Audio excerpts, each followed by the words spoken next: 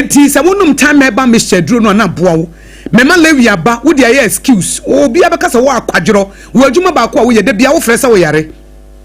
adwuma ba ko a wo ye da bia wo frese wo yare ya brew da ko wonko na wo post no obi afa wo ka se wo ye indispensable wo ho eye wo se wo ni ho obi ntimi nsha wa na ma utimu nya wo de wo bi etetew abeyi wo to ase akonwa na de fa adwuma ni di agro wo wan so obi a wo ye better aba be hye ho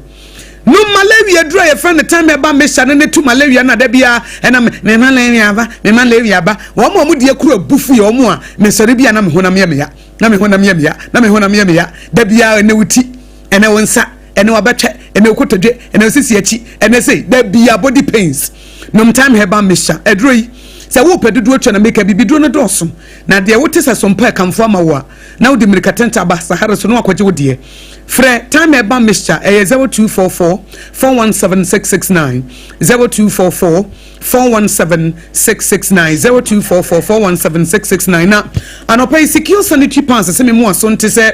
enema nyina bedi mo amawo a wo ba pa bosumi akwantuo no mesi wonya no menopause de a wo twu mu tan epokokko no ubetwam epokokko no wo ye hwan se wo ye oba wo ye bema de aka se wo ye nkoma wo se wo ye bema asema mekan epokokko no you may not understand se wo ye bema eti wo wonti ase babu se wo yire no busa wo nua ba no na busa wo baba ne se ede ya ne frɛ ne pokokko monthly cycle na ma bi atwa no na ma de ye hu obi abosumi bi ye hu bibi ani unsuro ba onyini nche bosumi su bia munu yi ya na yesu yeti munu oyi ni tia na yesu yeti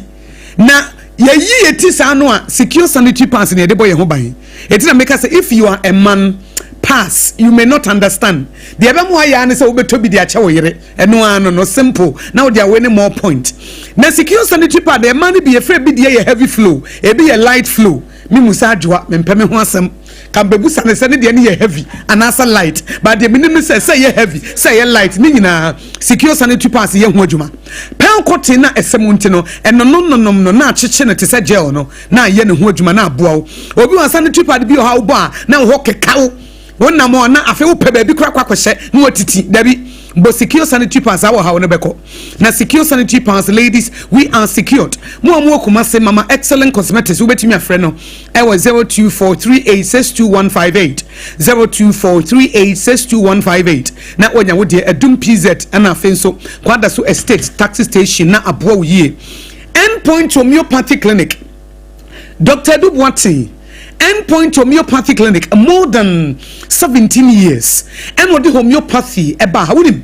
ye come medicine ye were branches of medicine emu ba ko ne fa ne homeopathy na a branch of medicine na Ghana for kranti homeopathy da 17 years ago na Dr. Dubwati wo free UK buy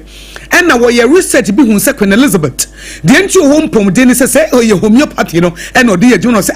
na sa ade passe wo ha say me di bi ba Ghana na me beboa mo wo ba ya na obebo ne nsese e wo spente so kwan so ba bi e frɛ ho share signboard ne e ye bronu bidin enye ba bi e enye filling station ye shell signboard e ye bronu bidin e ho na e frɛ no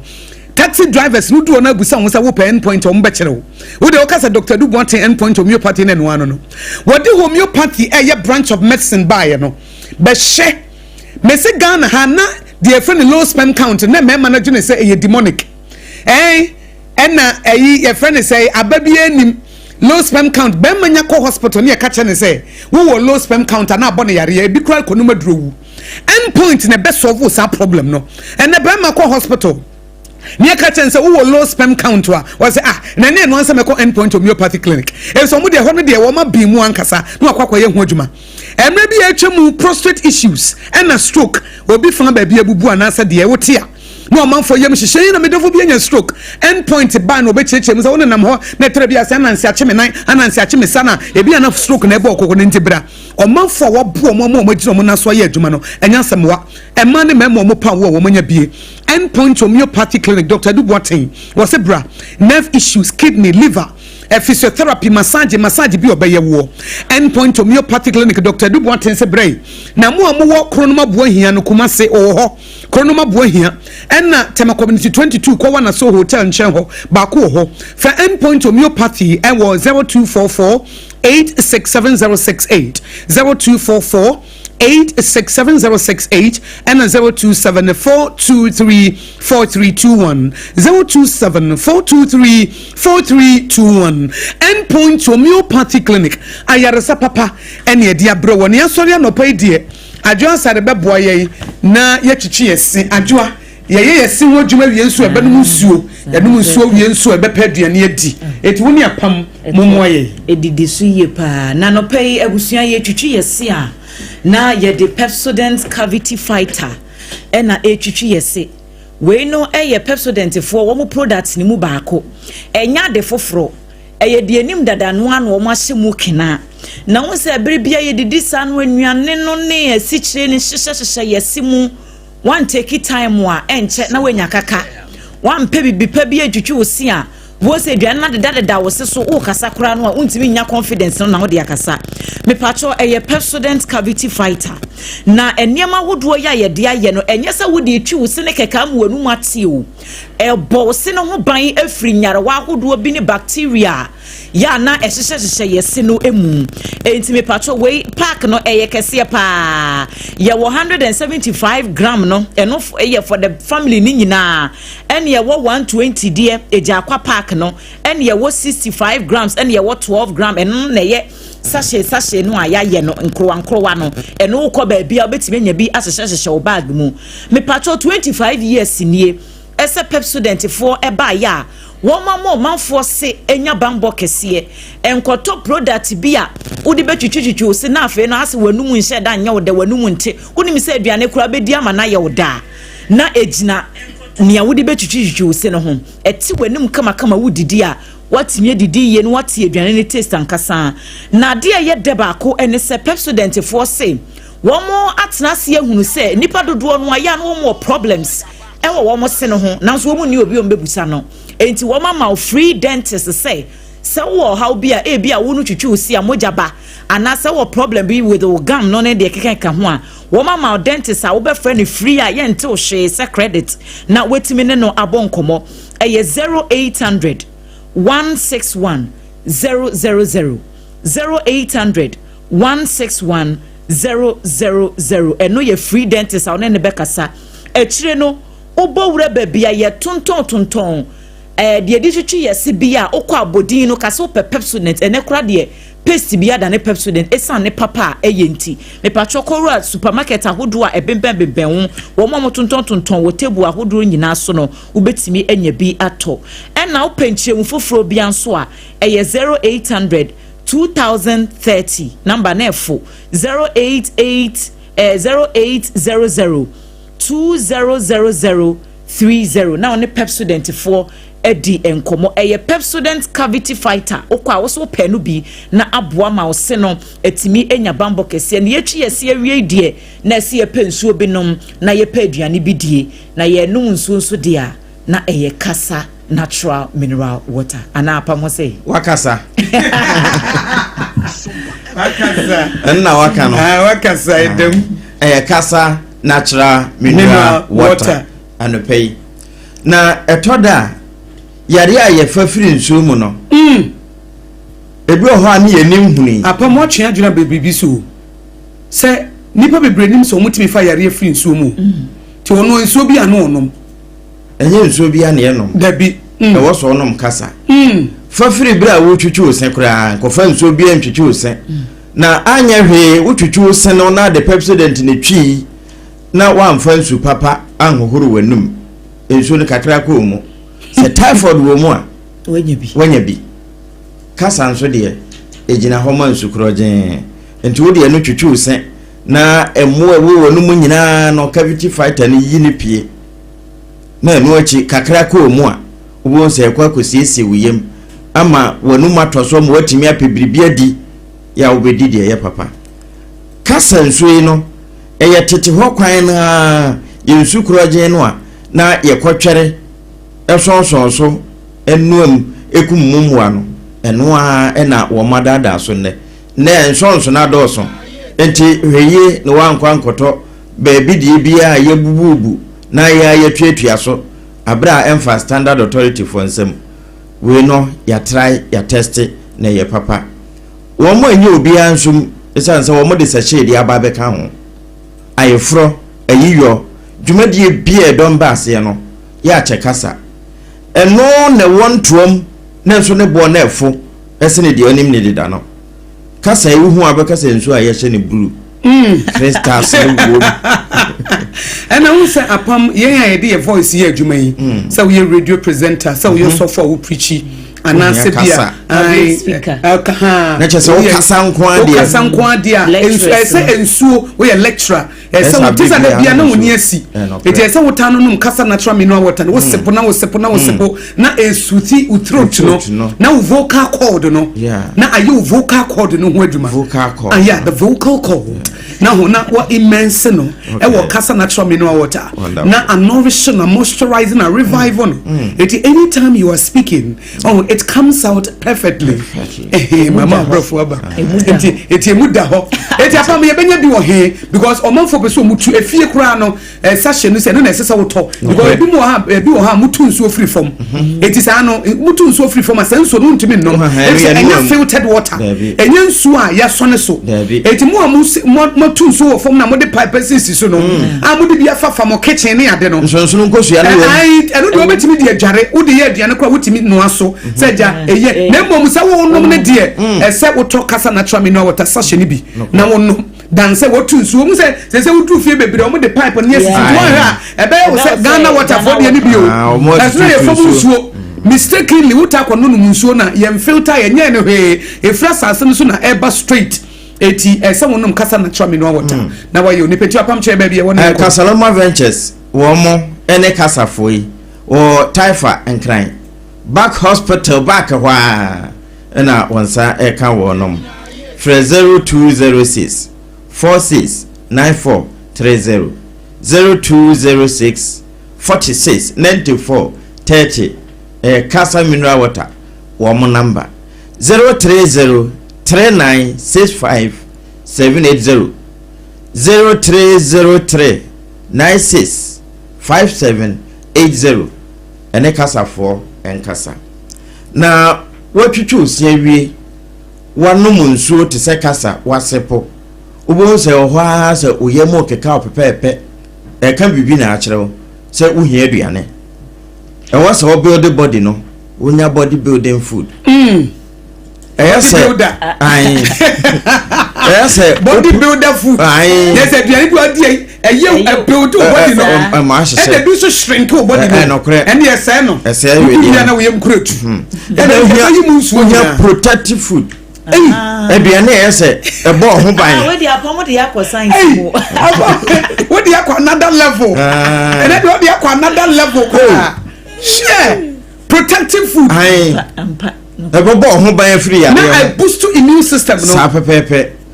na hu yedi na wo kan ya Hajia special local food na ye ka de ye da de mama ade wo de na wo ye nti me twu wa adwasi bibi so se wadi fia no wonya protective food na wonya body building food ko Hajia ho to be frame na okwa atoza fo ho banku ho Hajia na wa preference uhia to se ye mankani bode Hajia ebe ya ma ante AKOSUA de ni bi nyina Hajia yo Hajia special local foods ne ma manage ne ho ne se o ba bia ubetumi akota na ho adidi o frɛ no anu ode abrew o gina Instagram and home delivery guy no enye busy because ene new week ene o wife e wo adwuma mo surprise no ene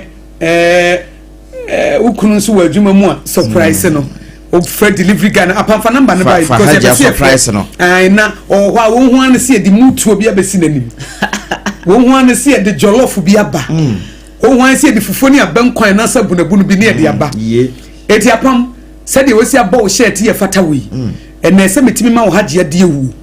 Haji Adewu the TZ eno nso media set e bia mehu na media hu no 0246 35 9921 0246 35 9921 and 0594 797215 Haji ahoma no yeah that's it any a brand so say I did trending stories for Ghana on weekend these stories sisi ye no ye dey ebremo adwa ho efe wuti fata pa maybe you're looking amazing and I'm a handsome dude forever brighten I say so do ho bodon sa it say we say we free grants about he say san was san video ni picture me da so ho when you see nyina na atotom no me woni nyina ewo ho me woni nyina pa ewo ho na di me remfi ma share that video e dey ato ho adwo akra mo ne picture bi dey see systematically say me chebi ti ona ya me dey ya some dey kan some because how ba say dem si mo oduani die mo asundue no wafono betoto am ho ye kama na asha say na obodua me say wo ba ye mi wo ba ya pam mihu wani asi na atotom ugu su ya ohwe anso wontumi ka senye wa wontumi ka senye wa se jametwa se picture die ntwa media ma wadie hajia mu fufuo ni banku ni mutuo ma utumi krama ebi so agu su 5 coffee so atiase any ade memre bi kwa me ma wotodi wo birthday da because me share da bro special top me birthday no ebo so me bem ne September when you say nche to bi a me ya bra wo na afi bia nso me di ne mpirenu edi na wo do birthday twice because is 21st September ebesi no na dodo na home and say holiday it's a problem 21st September nti eba na sa gise me di ne 23rd because apamu nim say me last born no 21st September okay Enti me pe wase bu ye ni bia no na ya mama my beloved son on radio my only begotten son on radio 21st September I was so many the only begotten son of AKOSUA on radio I APAM DADA triple A man me so me triple woman ampa o ya me bampa enna was me sa e da ye wo so ye da me so wo ye there's a connection say o Bible no mkura oso mo honhon de me honhom di adanse say yankopon ma na no so mre bi me she blue dress by on so she black me so ma she na black nso wom me ni cha picture kura o birthday nam de beto ho a synchronizing line de kama APAM DADA 21st September me fufu tobia ma wo okay na etono de ebema afi de ne be de ne say won say sompa ne say amanfo di holiday nyina ne yeso mo ye de ye adwuma anti eba ne sa na e holiday madodo na dimo anti me birthday no e be de birthday na be de na eba san so asaja eda no ye ya ha ne holiday kra ye adwuma eti wo beba eti de be ne se mintimi mfa to no nko amra ma wunni bisa me na mansanto anasa wo de because ye your birthday me na special to de amount na omo maka na mapamu bia mo omodi because your birthday e mo no so na nibere so ultimate de mugu toso APAM DADA no eti adwa wo de trending stories ne beba na na nakua mo aboate Ablekuma Central and was good morning AKOSUA nhira o se ene ye me birthday na nakua mo aboate Ablekuma Central wo tie pa wo se ene ye me birthday ene your birthday there more blessings to you na nakua mo say sompa de omo e ba ye wo ma sompa especially oba your Facebook page o ma like you o ma share ti ye ba ya no mo da so nana akua mo aboate Ablekuma Central SOMPA 106.5 FM o se na ye the birthday nana ye senya mi nhira ma na nyame mo se de udi boate ne tie nyame mo na wonya wokase wonne wakoma so ade ma mo ano mo atenten mu na enwa na enso wo yere ne wo manyina so e wo Yesu Kristo di munti amen Akosa Emmanuel say good morning mama AKOSUA special Monday edition Ghana today mo ye adwuma pa ye danse was what the greetings Emma Ura APAM DJ Ken Star Nkranza but yes na we DJ wo Nkranza ho onu so e DJ so DJ it way every DJ can stand kranza eno no so dey mount Akosa Emmanuel eno no ko mensa pillar 2 Dome Kwabenya constituency eno no so share live on Facebook eno so congratulations to MPP for a fantastic conference rebuilding together inshallah MPP will bounce back stronger in 2028 special greetings eno de Hajia Safia Mohammed also a next NPP National Women's Organizer and Honorable Naomi Owusu next NPP Greater Accra Regional Women Organizer co-mensa pillar 2 na the greetings by Hamza Moron so share Facebook live and also Oshemo or share live every osu and on so then the baha and a Dixon Tete or a Dixon Tete was a good morning mommy major so pa or so onyamen kan ho once so onyamen kan ho na onye okese eti adwa my stories at this weekend a trendy ya na pam fa na de na fe yemfa de papers no so de buy na yemfa mra ansana e bot no so pon wosima aduonu a try number no to ho na yema wo kwan 720 pepepe na also so wo de aba systematic the picture that one for the time say APAM or me beloved son the only begotten son of Facebook were here me be juma last 2 weeks be na watch me ni me ba no me masiesie me ho abo me blue and black na me de belt abom yes afa me bedru ya APAM so share blue and black on the black no the design anymore me ba share the picture na to your Facebook and am pa so ya black and me so share black me share black sandal APAM so share black shoe eti oba na me say ene me doba me ntwa picture na me fanto na nya record en fanto na the picture na to your Facebook no ko share we nanka picture we no nanka o de ma na ho kakra ba nanka me de to onka APAM di the birthday na nanka me release I am my mother wine who knows e bia da could be measure red me na so share red me asan de twa ana measure white me na share white na eje for ko share combination no u be kan se de o se sencrophobia be ware a omo ye photo shoot save the date as a save the date pre-wedding shoot as a pre-wedding shoot se ko he me ni APAM de no a as a ye be ye wedding wo radio so but o ye me ba enokre one me doba wo so mani e wo radio so na sada na ye fa ye ho pa o sada no so se me fa me ho pa wo me belt black wo me sandals and the one who trousers black and APAM so one who shoe no o nya sam kuto o and then the shoe na no say the ese ye yeah wow systematic so ye cha ya to samope fa ya na se de radio he me ni APAM na so we hey mpabo we de baby e fire answer e ba no APAM mpabo yi mpabo e shewi uza me de na e sanda na wo de no e o de na e visible wo de na e invisible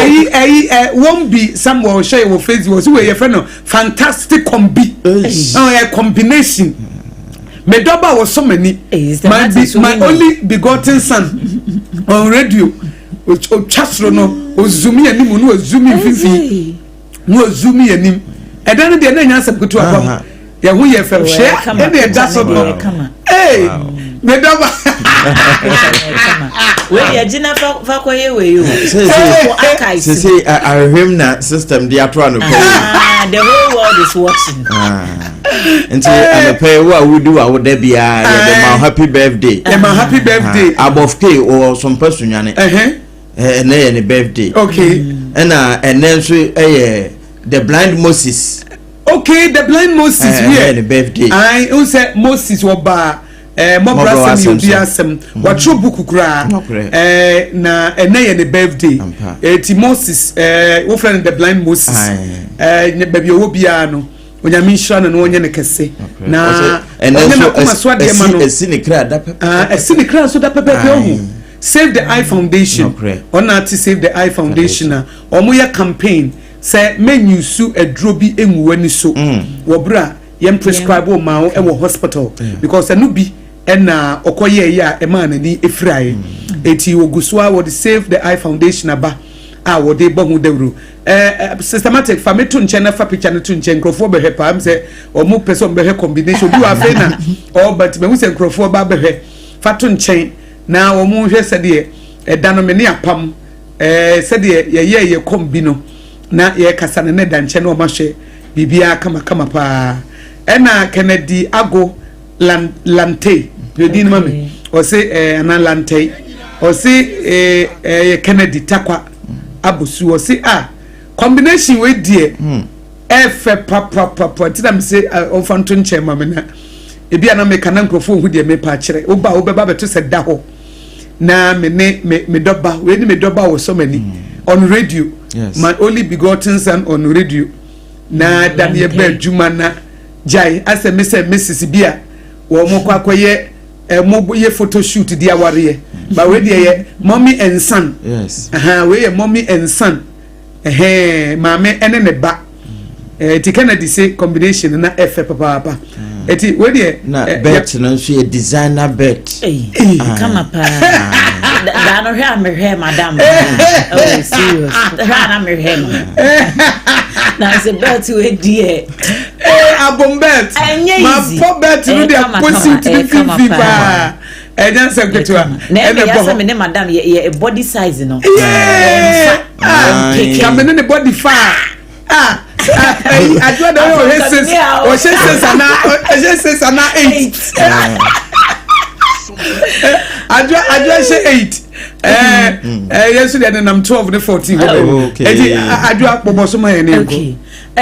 we the story be trending na akwakoya rehosem kakra yes New York kra ne siye owura bi a wedding vision na duosia ba ko 61 years yes MRI machine ya ukwaya asabe bia medical center bi a womode ehwehwehwe umuni ade achi abrantie na ahye machine mama wawu na me won pass the when first time I met say na yes machine no say ni full meaning no ye magnetic resonance imaging and ye twa ni tie wa friend no MRI no na say wa what di magnetic inti ade bia ebe attract no ensasa ukora machine mu a wo hye enti yesi mostly cross ye be use sa machine wo ho aye ma wo yi ma wo hye nyina na obi anim se de ba ya papa no yantimi ehunu se chida ne kum apam chida papa ne kum na menim se hospital attendant no so se saying na omo ye ya wo mantimi ehunu bibi etisa ye hu se papa no wo se machine mu a atwe nakam oh akoya rabo se mu owura na to na no wonse edu nti e ba ye na chiransa na yehu se se echi bafu a ne dani kom no enya sem kuma nti wo ko machine ete sa ho a bibi e bibi e dade bia wo ho se wi u she chin no sha somade bi jewelry ni sa no man de mi se se wi yi ni nyina enti se wuni mu a eno nam SOMPA so ahu se wo ko baabi na even kra nurse ni ana attendant na obehwe no ni re kofi ni ho a me pa cho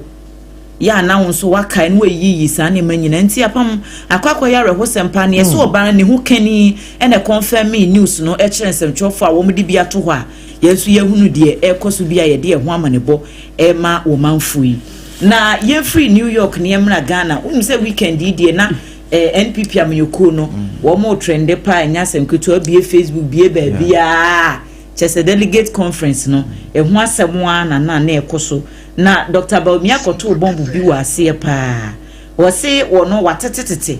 ene wo information so allegations no kasa se NDC aban ni mampani mahama won pese wo mu yi electoral commission boss no ye ma Jane Mensa wo mu epam no wo mu yi no esi ba bi kura no wo se sa de no ye ekoso wo mai emu se ase institutions se wo Ghana ha ye de aye politics first near see electoral commission dey ko mu ye independent body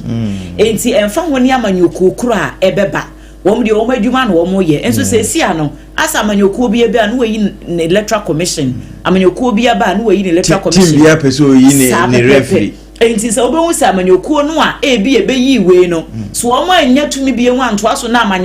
amanyoko foforo ba no wom pese wom yi de wo ho no esi nche no wom de nipa foforo ba wo se san internal tax ne niam bi ekokoso no enya de ebeboa kura enti ye hwe ne yempe ho asem enka enti eno ho asem so na uko internet no so a trend a ye di emu asem MITFO enti menim si yemra papers ni mu preko a unse wo hwe ayi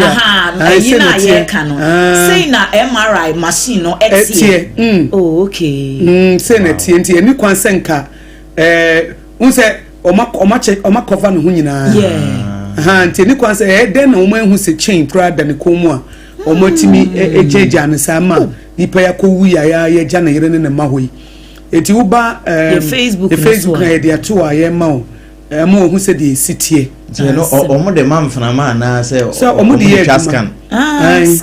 ya de show ni pedie mu hu bibia ni papa ne da so no broni ni miamia so ase ho no na ana no ma chichi ni hu nyina na sa na machine ye adwuma well ye do wura mu a ebi mu de no ye wuro omo ho na ebi mu onso so omo timi sha atade okay ebi mu de no na machine APAM wura te se de do wura mu asa wunni wi ase o ko wu ne nkwankwa ntaba SOMPA na yi a kire no APAM bremwe na mi wura mu no asem bi ni nam asamode edema wono mu a ewa pomuden afa ho sanse mempani anane sika de atum National Health Insurance wo mo ka wo mo de no ese watua maka nyina ama me watua ye nso no allowance nso wasan pia de atum a anopai trend papa na no NPP amanyoko no wo mo nhie mu ase asem bia kwa kopia masese ebinu bo wo mo hwene anopai me quiet time kura no epiem o quiet time we spend the time with God no NPP for be pie o quiet time mo asem no PM asem no pie o quiet time pie quiet time okay na so present ekonyame animu an enti me nyame me asa me jabre kakra me nyame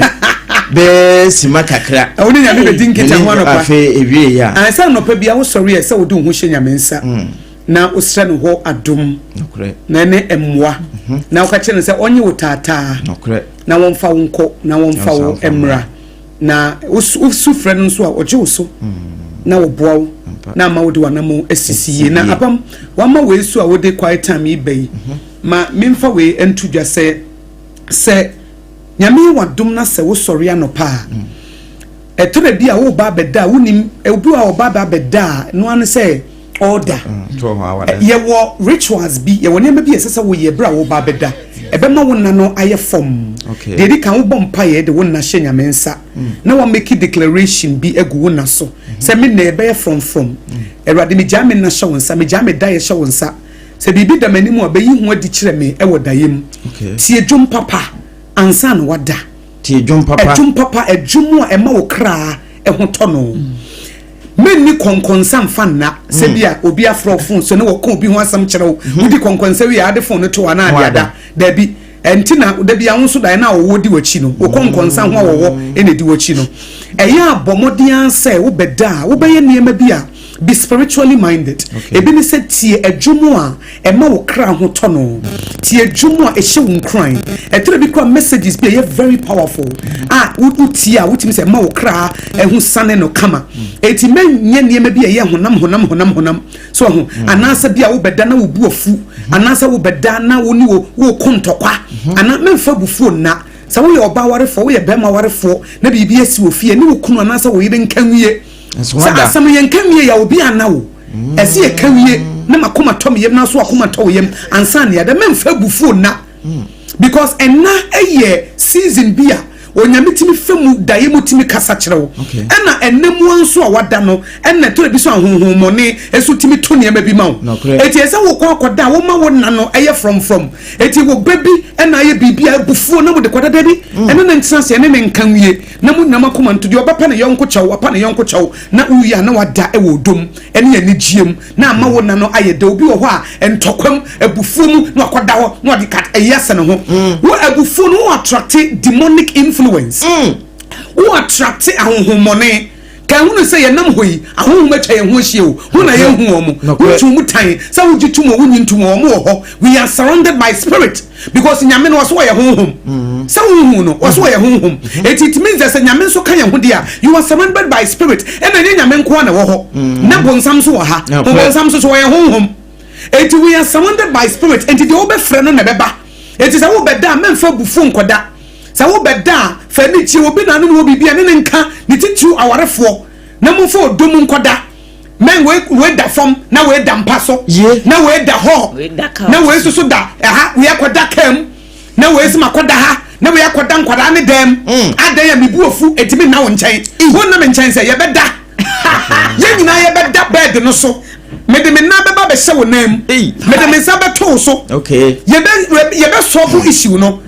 jai say emu na humma abufuo ene ade enko a apam eye de enko a ana muntimi nka ede enko na muntimi nka ntia wo be ma wasesa wo niema akoda wo madem wo oba wasesa wo niema akoda wo madem ede enko a be ma wo da ho oba wo da ho ade obu ofu yire ena mo bie kwan ama bonsama be wura ware nim ene wo hamuna wo yare musika sam niema basabasa esisie because onyame wo pe unity baby ankabo mu wono nyame sane wo ho baby sakasaka wo say God is not the author of confusion eti aware a baby beja pay the price to maintain peace in your marriage.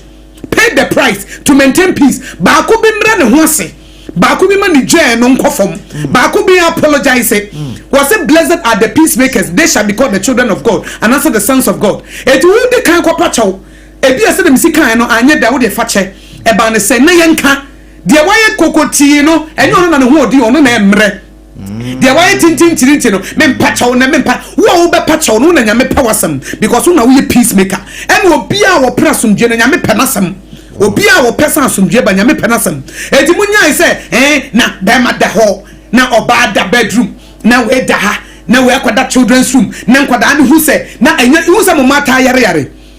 because you have paved the way woman enemy need the leeway to enter your home mon cover mo home mon kata mu fie so mon fa odo en kata mu fie so mon fa baakoye en kata mu fie so mon fa oneness en kata mu fie so asam ben ya na aba ade ekina se ben ma no wawu a ene na be ade ekina so oba no wawu a ben ne dey wo bufuo tantan no de be dey biem ben ma na so oba na wo nchen no mon nchire buo nyame betimi afre any of you anytime mon nchire buo etiemi edie nko na nipa na de aye wontu adwo a wontimi fa nche anu nti mu chia de mu tan nipa mienu a Bible say Ecclesiastes 4:9 two are better off than one, they can help each other to succeed. Nipa mienu a mu betimi abo mo ho mo madi yie no mu mienu ma be ye tamfo de nko a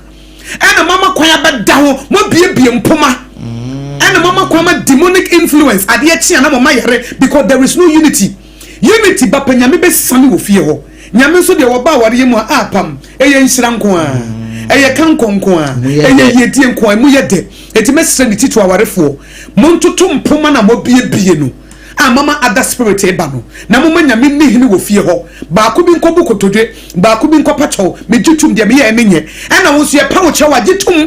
me de bi tin fa nchada me de bi tibi bonsam incarnate me tibi fa nchada wo boni a waye bebrebe nyame de ache wo yi etu du kru de ache na na yede wo boni bebrebe a waye waye nyame de ache wo de wo yire de ache na yede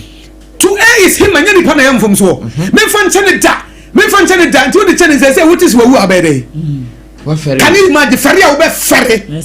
anase bibi boni bi ato no fere a wo be fere akoma bu ebubu fo ene nipa ntina yi o na se da chi bi mpo na me kan se ne branson de ne kwa wonnim say you treated him well, wonnim say you treated her well. Nipa ye fragile, nipa ye vulnerable, nipa mobo apam, nipa mobo nye ne honam ni moja na edi asi o ahu mo fa nipa mu na ye adwuma eti ebesere ni titu aware ase emma sem bi ma na enu nti wodi abufu koda na ukunu da fom na wo da bed so na we da children's room da bi dia ba bi ye beka ye wi na medimiti atumi kunu so ni ada medimiti betono so ne bosom medimiti betono so ni ada mede me na ba hye ne me ma ne nan na hopa ne bosom no ne ne bosom no ai ne bosom medimiti beto so ena me ma ne nan so na hokwa mede me na be wurawura ne nam mede me nan ebe wurawura ne nam am ya da na ho na ma me ne hwankrom wagu bi so ni ada ma de achi mede me ma ho kwan o emma bunsam bi ama me fie me ma nyame ni monyam sane wo ho asem ba nipa na eka bibi asia me oye mikru oye nipa me so me nipa me metia na nanso no so tia me nanso ye de acha ye ho na ye fani atena wo dom fi say ye boni bebrebe a ye nyame de acha ye na nye ono onye nipa na efom mi nye nipa mi ntimi mfom to de che na ma odo aye adwuma we de be twam system be twam me fast no pay na me de aye ma de ababrem one say me quite time this say now we can people before the can the ILP before Congress they be quite na no Congress ya say almost say mabunu no say ye kan youth a wo mo de crash as say 15 ekosi 35 ene ye youth nanso ye hwe empanimfo bi a wono mo ababedi youth nanim a wo mo na timi boaboa mabunu na no e kan nsem to wo mo asoma wo mo ebeji tu mu kan wo mo ho bo mo bedi eko na chi no wo mo brosa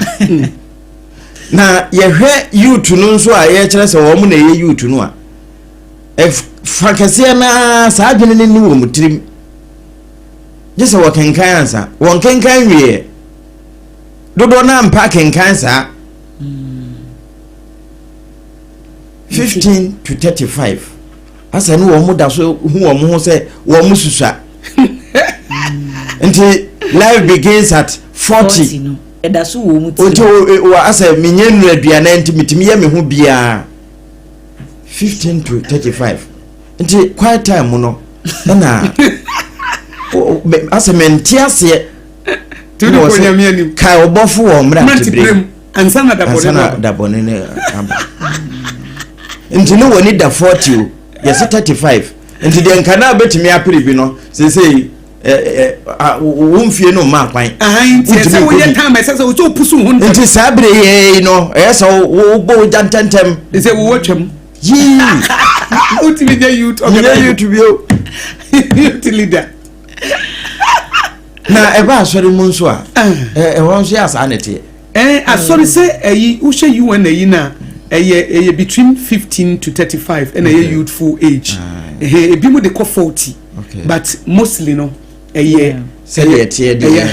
youthful stage no ebesi 35 eti uko churches no kra omo wo youth leaders but at the same time you mutimi pe body of deacons bi no ma deda woman no na omotimi ahwe wo mo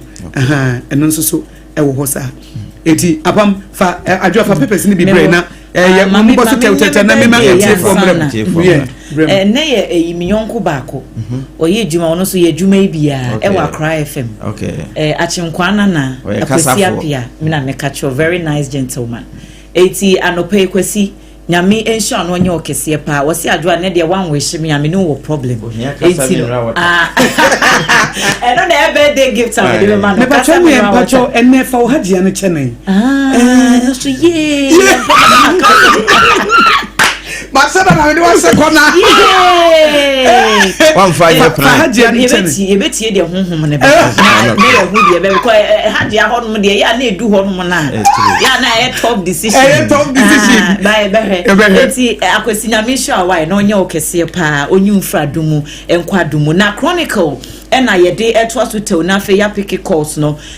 mampani abedi achire dada Dr. Baumia na nimfonyi edahai nkomo na me ne omanfo ebo no wose yewra mahama airploto se obeyi EC boss edi eho asem eda hanum sei ena Dr. Brian ne champon so ena nimfonyi edaha na wotwe awie ye NPP amanyoko no wo delegate conference no a wo de hye so no se ebrewie dru se amanyoko nyina ebeka wo ho abom na wo matimi apagya ediesi hobiem wo se kwa bia so ase nansemo niema bi wo hono mo atotototosin ewo NPP amanyoko no na so wei ene akwanya wo betimi afaso na wo matotototo niema no wo maye ni ye na niema hodo bia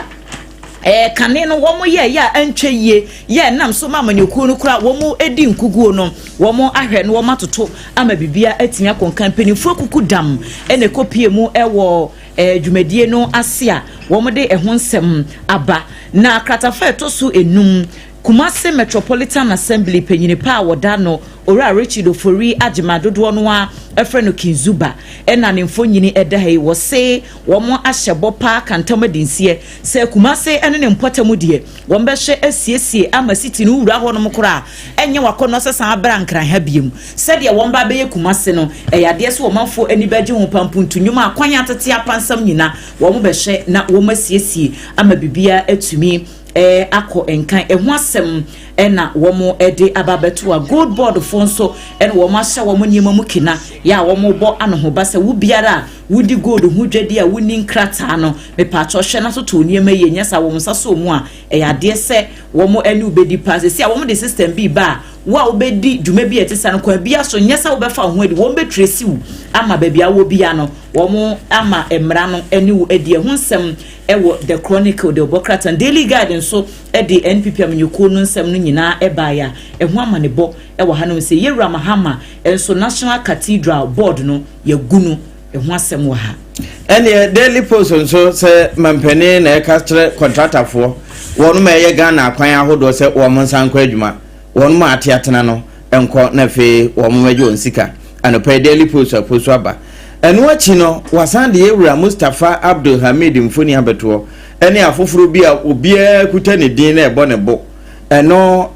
wo ma council nso kra abandon nsa to so ni nyina eye FIC na anopai edaha National Petroleum Authority kane penia na otua no ne afoforo bi a wono mo se womo gu enema bi ho akonta no anopai OSP ama obia fanidi abonebo na watwa wo mfoni daily post aposu na emuna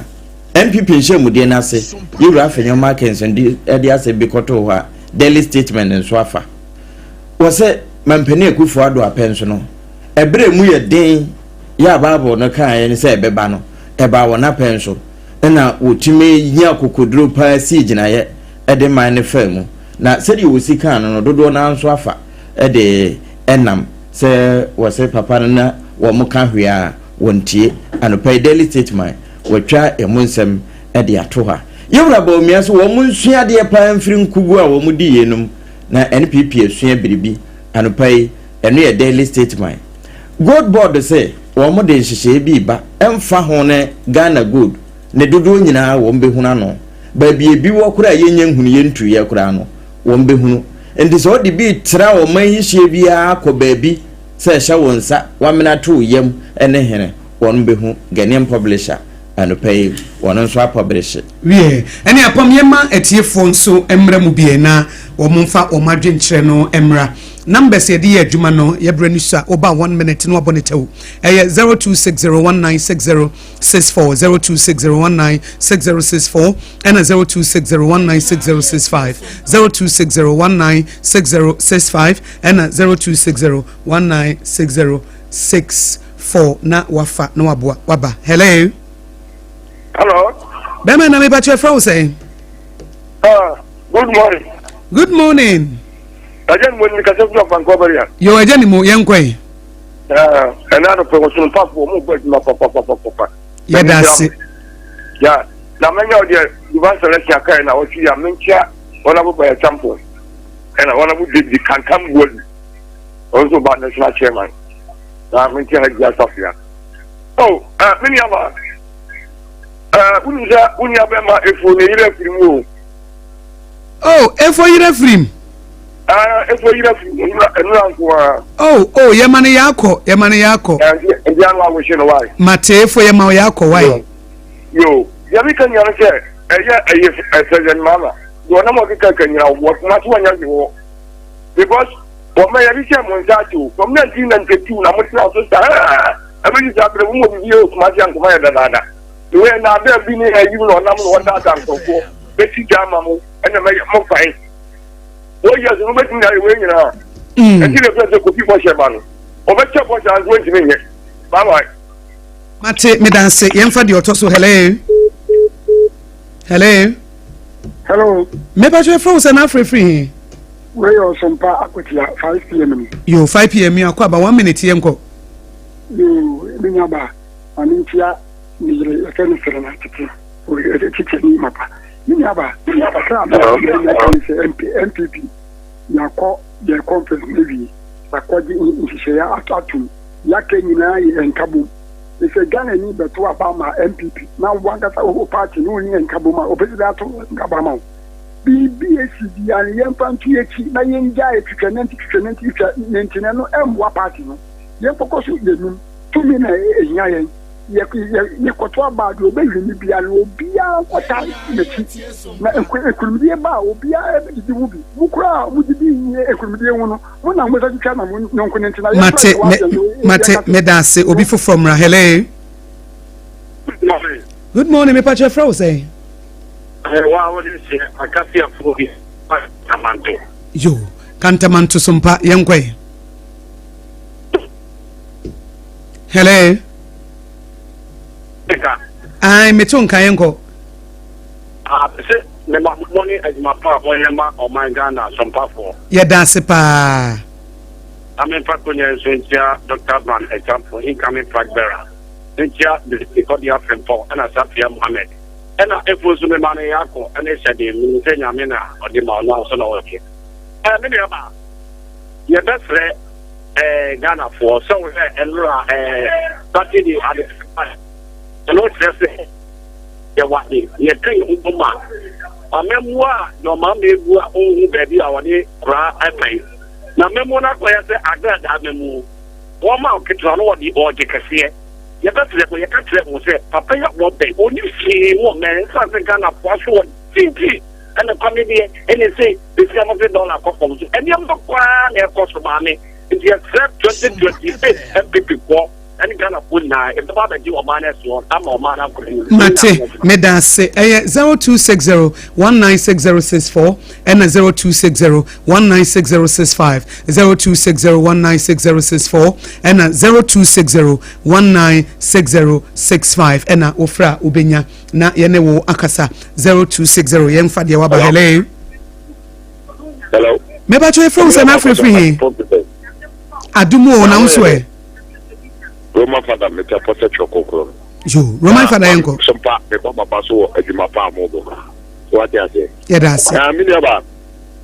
Mama fra kwenya so won. Na yewra kwabla Japan.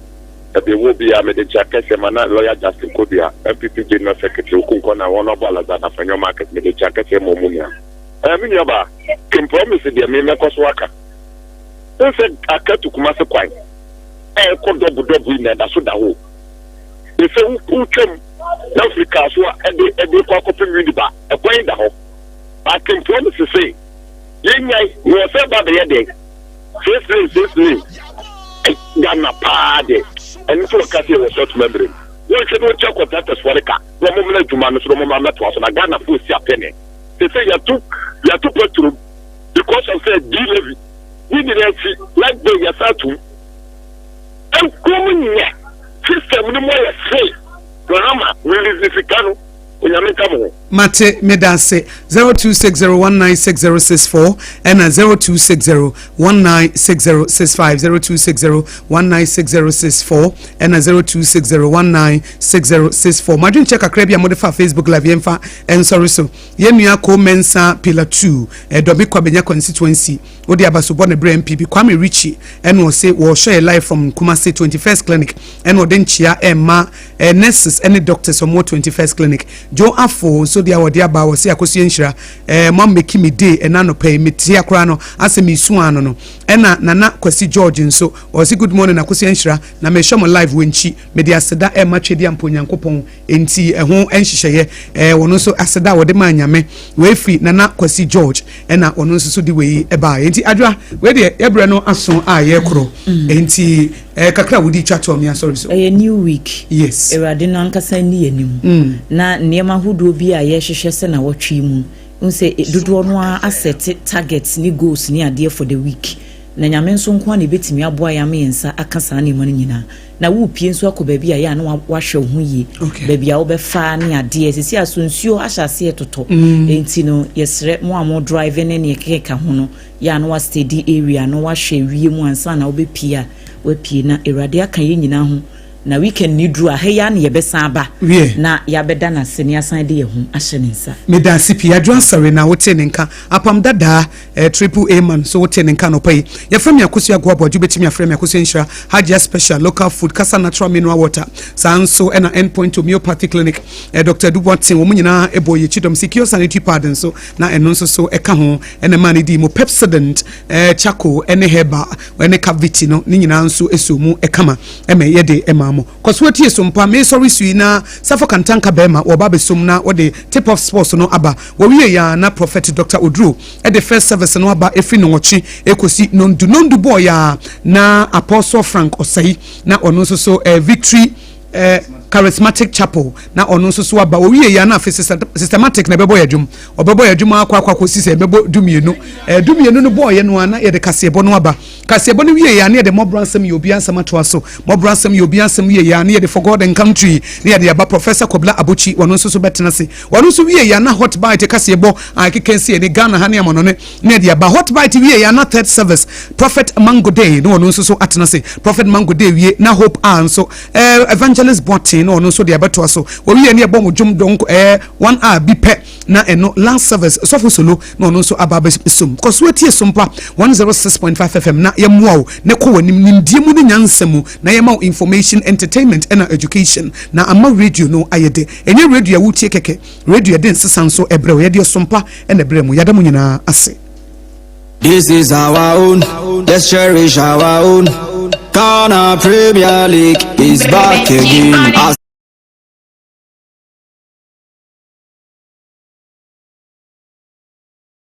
Ne mabusua ho ban me dia ne hwe mabusua ti awon to aso so kwa awon to aso so she mama nka cheo me dia mama sire dan ne da me dia ne chia papa ti etiri kwa sabe bia ye obi wo ho aba emeya hyase bio intimu wano na mo kan form sa oh debi Pepsodent 200 grams for no ho asem na ye kan yo eye kokoko Pepsodent kokoko promo no nie eye Pepsodent kese dada no a na ye de 25 grams aka ho jewodie na ba obusua ho ban na hye wo se wo de FDA aje gradient crash wo yi. This is our own, let's cherish our own. Ghana Premier League is back again. I say this is our own, let's cherish our own. Division 1 League is back again. This is our own, let's cherish our own. Ghana Premier League is back again. Yes, I'm Obibia Chen, Emma Obibia Aquaba, and ADWOA the Yankopon ase, na otwumu ni nyina wa hwe so aboy ho ban, wa ma muso na esan bia antwe. Sabe de da gude musem, na yeto so efi sabe kopem se no nwotwe ebebo, na de nsem ebe fisem enso owo mu sanso na mana nsem enso owo mu na owuram a ewo Europe transfer stories no emusem no ebubuja ye de mu komo ebeba no pay eno achi no na otwe ebe ye boxing enso etim eba so ne nyina ya baba ndi musem eba bana etifo ewo dwuma de nso ye beti asim o fie ni adidi komo kakra enso o fie the Black Queens of Ghana enso ejina akono ewo obi man so Morocco African Cup of Nations ni we na e manager na nso gusu a ekoso say Ghana first four yetimi enso awuramu yedum komo eba ne nsima foforo pi ana no pe aboa no an yedum sem ebreti for mutu SOMPA 106.5 FM so secure sanitary pad semekando so oba sumi akontuno ebe secure e de amon me pato me kan fu secure sanitary pad enso ene di amon ano pe san se wen elboa na tese wen na mafina eba ne nyina na atwe enso de firo no enso da mana sese kama so hu na bia enso etima hye se ya na baketa aka no se oba sumi akontuno se wetima otuma betima hye white enso e de apie wa abro no so we secure da me pato secure sanitary pad na me kan fu e de amon na no pe medimo faba center Dr. Time that son also yare na fabra na onfa ebre ento smanu nto asemfa mo de na stroke na I said diabetes, waist pain, knee pain and what you na hypertension na say kidney failure and patoni na buru mu o medimo faba center na Dr. Time that son onfa ebre ento yare no so emfa mo ba na barema awo ho ayedin enso de amam yare bia mo pato mo fo ni chimu enso medimo faba center na Dr. Time that son onfa ebre ento smanu nto ase emfa emamo pokua se mayera eno ayen kran aha ena ibutu sanso awuramu kuma sanso na sa santimantam a je abuo kwa agukọ ene aban school no ena edi ehwe no 0244 774282 0500 727215 eno wachi no se obanum su papa na ominimu ajo se guna so ho sa pam kai sa no man patama na we class no bonse u ko akina na u kopie nso business awia bo na bo bi wonse utim say yes ominimu ajo se form so obo no musu ama ominimu ajo se form pato eye kasa mineral water na make amfo enso e de ama se oye birthday party bi ana se party bi a wo ye bia no se eye wedding na wo ye eyi na program bi a wo ye bia no pato enso na e ba akopɛ na make amfo e de ama eye kasa mineral water and Americanfo and so at the amount of pay. Chaquanum, you were Taifa Burkina, and can say, and not Yabutu. Maybe your numbers, 0206 0206 469 430. Now, I chose not to send so good one now sweet my baby between Bias, it may come and we now bought for no pay. Or my swear said that we didn't 7 and so Evan 10 times so young started near 57 on a mate for another pay. Never start elsewhere the Black Queens of Ghana. Almost so na otwebe na tese ade Ghana ni Algeria game no announce eba so African Women Cup of Nations announce egusu ekoso e far away Morocco na 90 minutes Ghana ya shebi sanso Morocco man enso entimanship na tese ye tuk so na extra time esa ko no extra time na opia so entimanship atopra ko penalties enso 8 bars na Ghana goalkeeper na masa na asem tro ya bo no kutam na Algeria fo nso aba yenso akwakobo na Algeria keeper na ono so achi na penalties na Ghana ya win 4-2 penalties na after the game and team ya friends Algeria head coach ori friends Fabel Benstiti and Edin Kumaka no chima omo disappointed papa person say omo wura sa game no de no me say ade Ghana omo team dey tiko aka form na so no Ghana atima ya omo do still game no omo disappointed papa. Yes, it's still not easy to not win, especially when you have penalties and you have more frustration. Sometimes you prefer to lose in the game, but penalty still for the coaches and the players very, very hard psychologically. But I think we can be satisfied with this can because we play against very, very strong teams, African teams, and Algeria proved that in this tournament, proved that is a team. Anyway, Algeria head coach, Ore Fence Farib Benstiti Nensama, and also so after the game no na omi disappointed papa na opposite coach no and Ore Fence came last na on the head coach Adama Ghana and so on so no team ni edidi nkomo kakra na ni charge say ya Ghana yetima qualify final four no yetima wremu. Yeah, a lot of emotion, I would say, but most of all, I'm happy for the players and for the other coaches, the staff, everybody that works so hard around the team. They're doing a great job.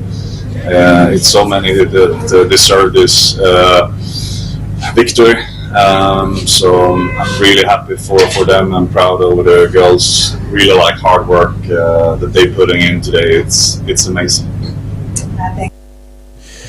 And to some of our fans Kimla and so other two down up some in a two for a Black Queens goalkeeper. Our friend says Cynthia Colano na no papa say penalties need there madasa na na some good talk ya bono kutam na our friend say Kimla Echima our friend says Cynthia no obona basketball now before the game no na England and Sweden and also women's Euros and also gusu ekwaso no we hwe bi pa na our friend say Hannah Hampton the penalty our team checheche adema England team qualify room no sa game no to hwe bi te no boa Ghana papa yentin sema Kimla attitude. Before the penalties, of course, we have doing penalties in the training and things like that. So I had a plan for it before we took them, but in the end, I just said it doesn't matter if we win or we lose at this game. I'm said that I'm really proud over how hard they worked and everything they did. So I told them to try to just enjoy and take care of this movement. And if I take the goalkeeper, Cynthia is someone that I've been talking to a lot when it comes to penalties. that try to move a little bit, try to be a little bit bigger, show that she really wants to make the saves and. And to win some of the fans that came last, I'm sorry to Jan of Adam 7. A minor team for our Jumadin. So now Grace Asantua, a defender at the Mother Black Queens of Ghana, a woman of the match, and a cycle at the Mano. Now Grace Asantua, and so need did in Komaka. And also, I would say, as we are going to the semi-finals, we are not ending here. We are taking this mentality to the semi-finals, and I know. For sure, we are going to lead the cup. And to when him said Ghana, so you do first for a day, there finance in your team. Akuna Ochina, no son, Janet Morocco, and a airbo, and we semi-final game 1. And also a bit Abasuna or and I say South Africa as one of my friends in Nigeria game on and also a bit Abaswana Perimsem MT from 2 Africa Women Cup of Nations and also Egusu Ekosimusem and a damati far from my Tom near Roma Ghana League Clubs Association GACA so officially the data GACA top 4 now and also a bit Abasuna at about to the 20th of August and a Jumadino and a bit started to 24th of August because Kumasi Babera Sports Stadium na clubs airborne bibian go sas and so sans na heart of lions and so can be Kumasi Sante Kotoko and now glorious as folk never say that until the bones are rotting winning four teams almost a GACA top 4 now almost 18 abo na bibian so etime kamakama yewum house of folk indeed in Komaka or house and so asem now chere say official has 2 players and so etime dey about to down. So officially, on my team Arsenal mom so abi so makan and so Edema glorious as a folk do the kind Baba Adamu 3 years deal and on my team Sana branch and so on and watching Prince Owusu Kwabena former player team friends say Bien Gold Stars on so team Edema House of folk 2 years and so 18 to say officially 2 players win and House of folk team value Baba Adamu and Prince Owusu Kwabena 3 years and no call them about them and 2 years and so Prince also Kwabena pedum sem MIT for Ojumadun se Remo Kumasa Sanogo Kodin Komaka Kotokonso so e so many nipa said in about to say officially club no omo baba bo mo do di kan e owura fans Charles Kwaku Haymon ono marketing and brands manager eno so de no eno achin owura fans Oyina Asanso former Lagos cities omadum straight is ono so owura Kumasa Sane Kotoko onso kwa internal affairs na eno owura fans Christopher Damanya yes ono so eka ho bia na ebonafo chima operations manager ono enemame na Kotoko operations nyina onye emfamo ma no pedum sem emati for egusu yada suja Kumasa Sane Kotoko aso no eno Fabu Sensuous official launch na eno so me ba cho etimi eba so na launch na sanam na Kotoko company for education say officially omone adwumakuwa ye fa Summit Industrial Limited so no etimi akọ partnership and as agreement ayen fishaminu and omo makwa omo ene produce country mineral water and Kumasa Sane Kotoko and Summit Industrial Limited and spending for and so officially partnership I say Kotoko phones omo num so bia so first na every room ever people room say Paradise Park munya no say duru Summit Industrial Limited omo so say omo produce country mineral water Kotoko company for and omo partnership and feel shamienu and omo so able to member sponsor Kumasa Sane Kotoko and so na pedimsem MIT for na eno launch na seno na omo nsempi atuja na Fabu Sensuous no omo chema o number no ayese o Kotoko number ayese enti okọ Asane Kotoko omo app no so na onso wetima akwa download da na so wetima akwa registration enso ho no na bibia so etim ayekama na bipom no mabo number no enso edama na bibia so etim ayekama number no eno so be dial *920 *920 hash *920 *99 na wadale na just network bia wo so no my registration na bia so etime kama na launch na sana almost sound value players new ones and old ones ni nyan e de kire Kumasi Asane Kotoko supporters and no kire no almost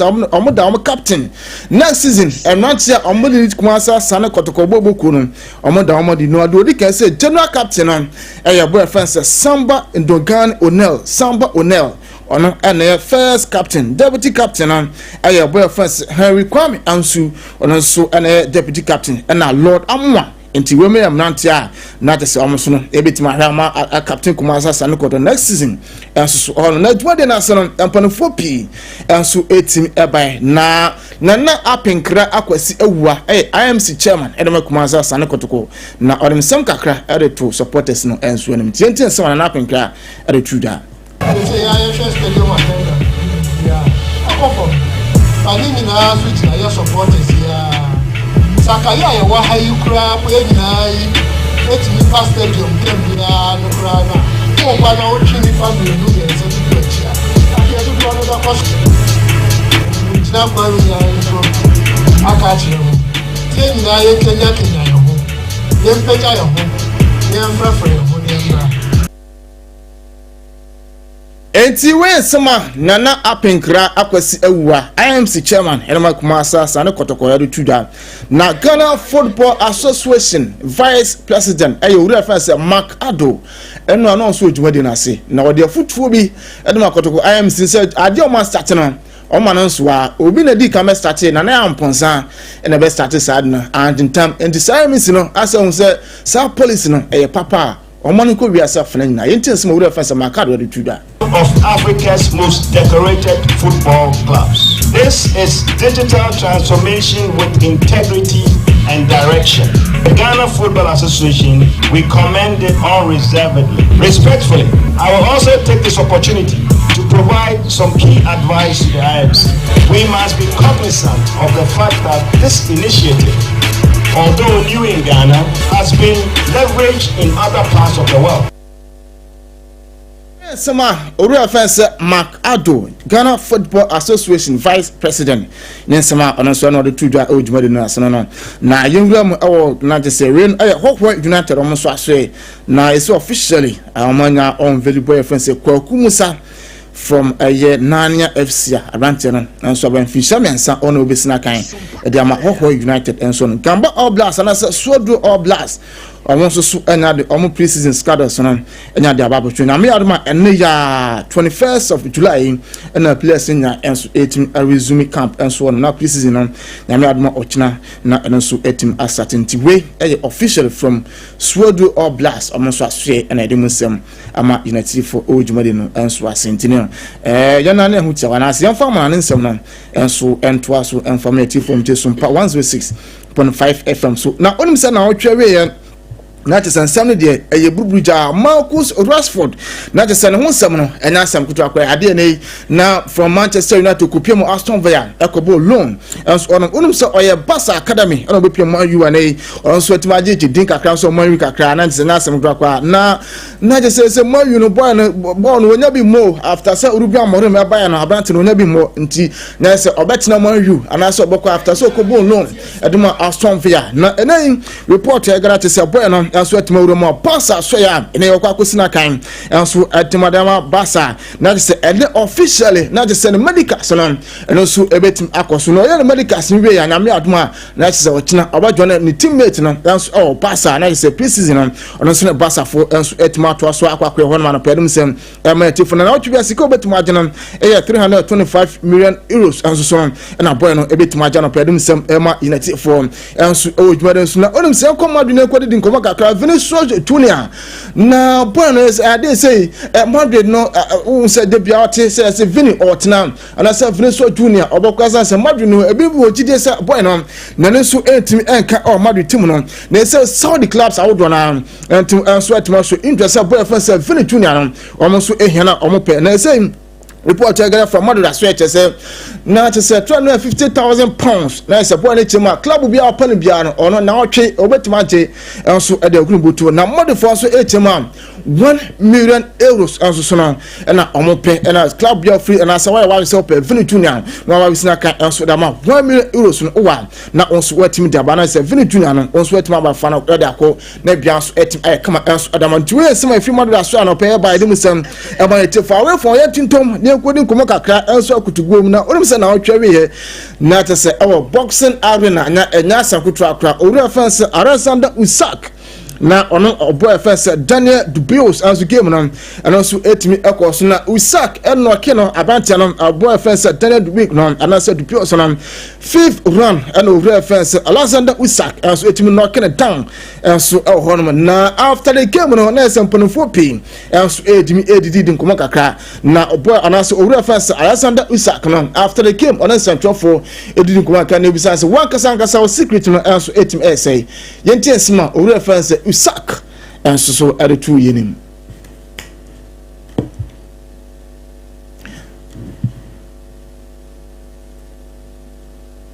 and this Usak voice no and ready yento aso na edidi yenidi kuma na say ready yedum sam and so the moment yenti Usak.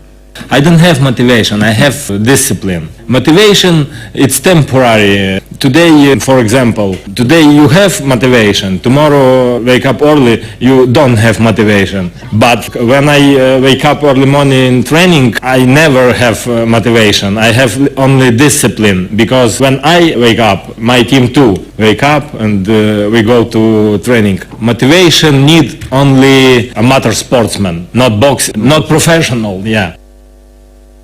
And to sama na to say Alexander Usak so aretuda na Tyson Fury or the Zaga got to say hey massa what man no ko reference Daniel Dubios what man no can down massa only say me we are similar obem say wo macho manaku 2 times into me head anyo mo ho samra hene bia say wo kasa say what man no ko reference Daniel Dubios and so on ma oye word na ma da bi me Tyson Fury me obem say we are similar e ban WW na say we ne word win time na me na me champion so yentin say Tyson Fury and so to that. Massive shout out to Alexander Usyk. Did a fantastic performance tonight over Daniel DADA, a good young game lad who come for a good tear up. So congratulations to both men. But Alexander Usyk knows there's only one man who can beat him. I've done it twice before and the world knows it.